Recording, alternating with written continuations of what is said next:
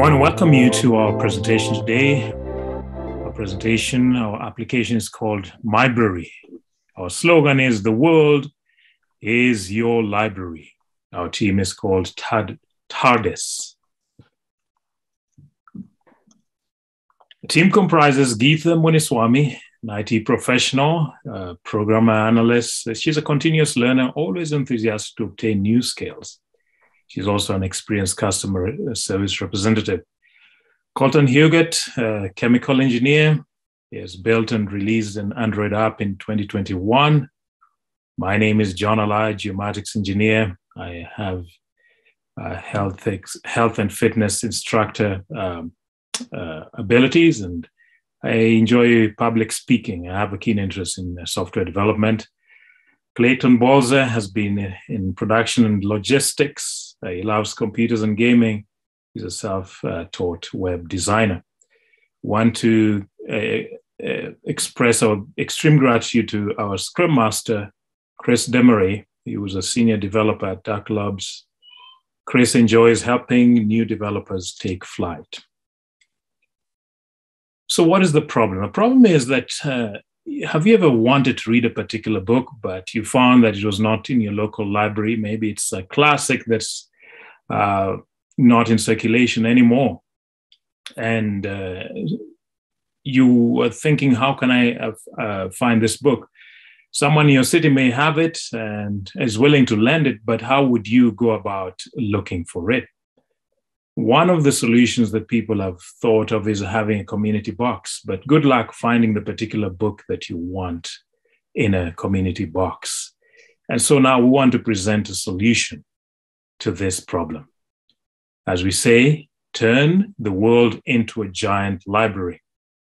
So with our application, you can create an account and begin lending and renting books. You can search for books by ISBN or by title, and find out those that are nearest to you, or you might want to navigate to a place that's further based on the condition of the book.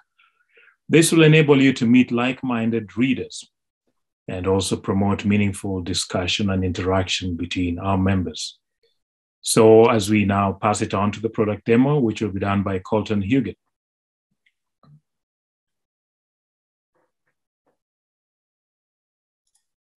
Okay, thank you, John.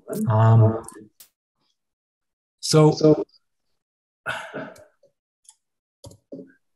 I will be starting this. Sorry, I'm getting a little feedback here.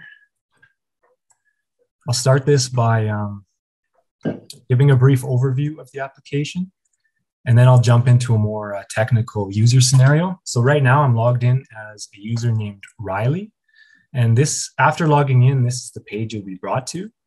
And just to give an example, you could search for a book.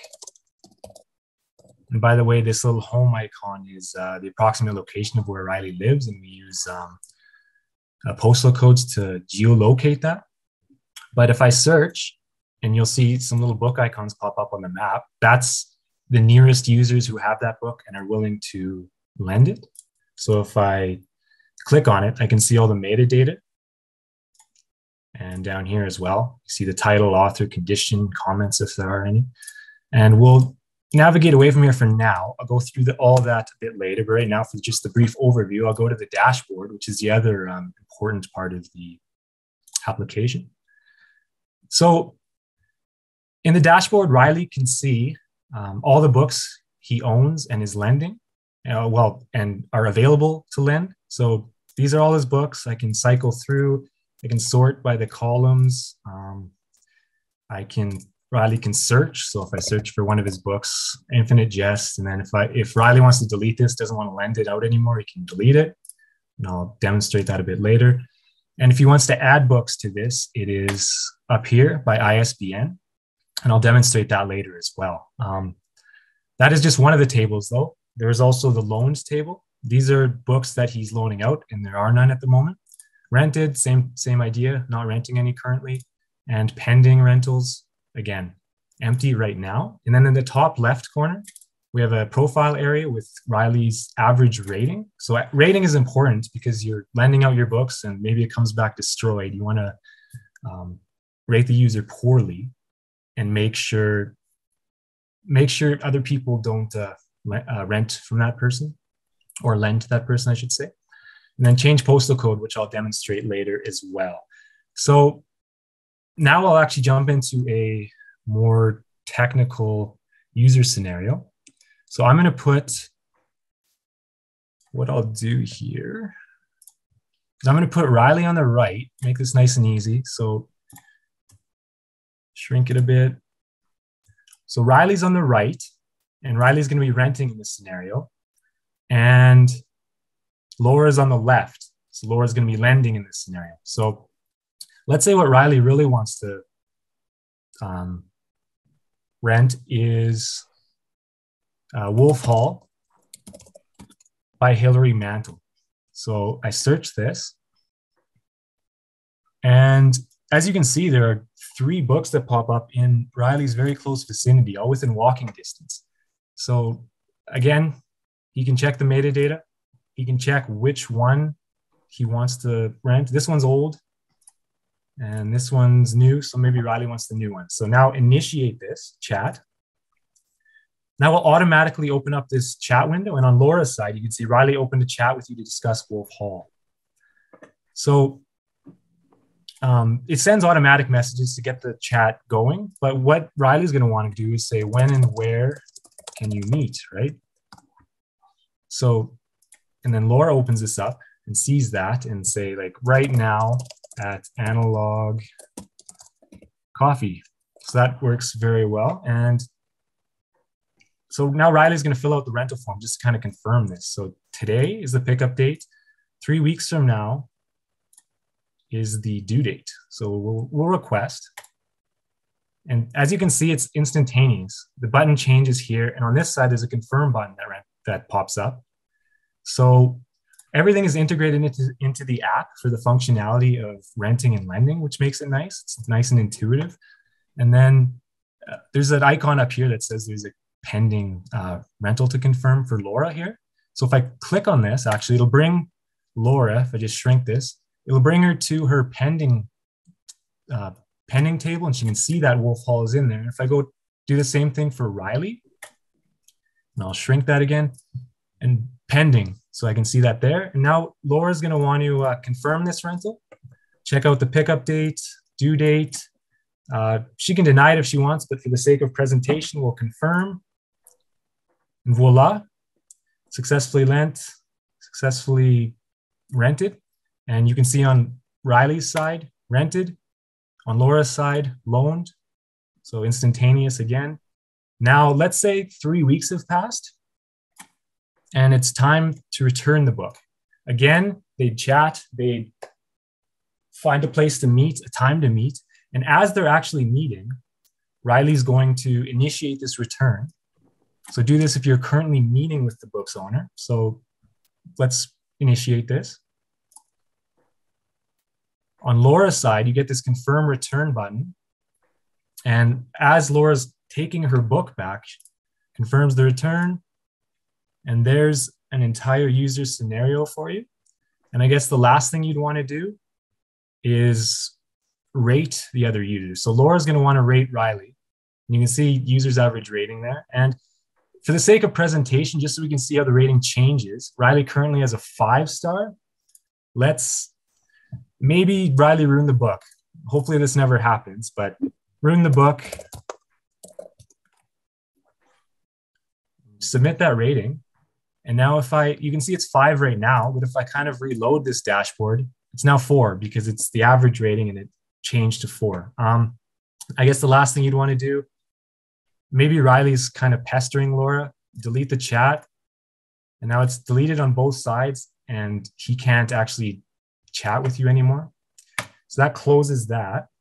Now what I'm going to do is I'm just going to go back to strictly Riley's screen and just show some of these features. So if Riley wants to add a book to his owned books, I have a book here, and the ISBN is a number that's on the back of every book, and it uniquely identifies that book, makes it nice and easy. And the advantage of this is it automatically fills out the metadata. So there's an API that automatically fills this out. So Riley adds all the pretty horses to his own books. As you can see, it went from 33 to 34. And if I search this, it is there. And I'll also show the delete functionality. So maybe he doesn't actually want that in his books to lend. So that's deleted. This is all fully integrated with the backend. The data is all persistent. Everything you see here is functional. The last thing I'll show is the change postal code feature. If I put nonsense in here and submit, it needs a valid postal code. And remember, Riley is in the Beltline area of downtown right now. So if I change this and go to the home, you can see Riley is now down south near Fish Creek Park. So that's nice and it's nice and easy. And that concludes the demo. And I will pass it to Clayton to talk about technologies used.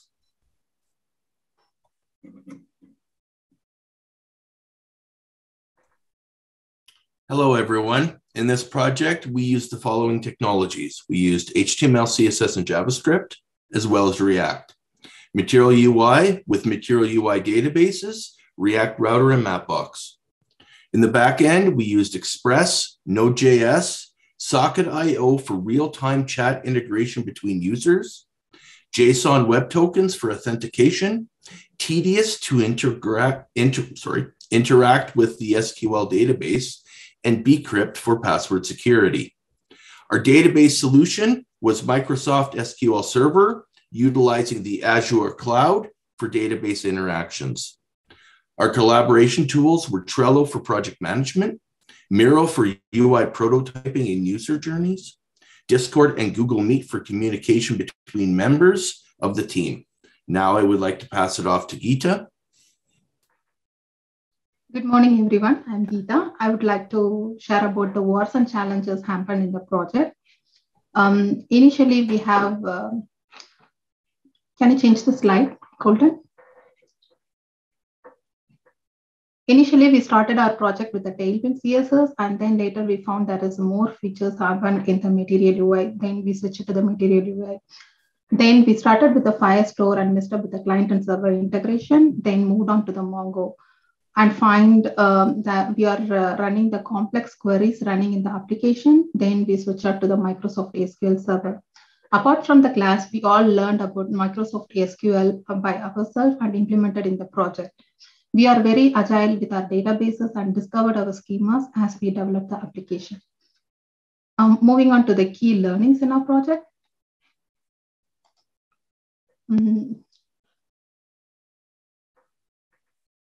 Developing software with agile methodology and daily Scrum meetings. This was we learned in the everyday's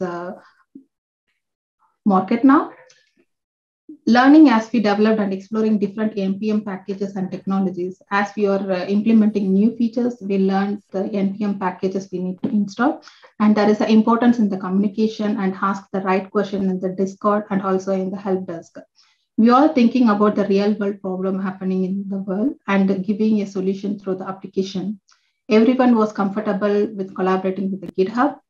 We have tried in the different ways and bring the result in our application. That's our presentation. Thanks for everyone. Any questions?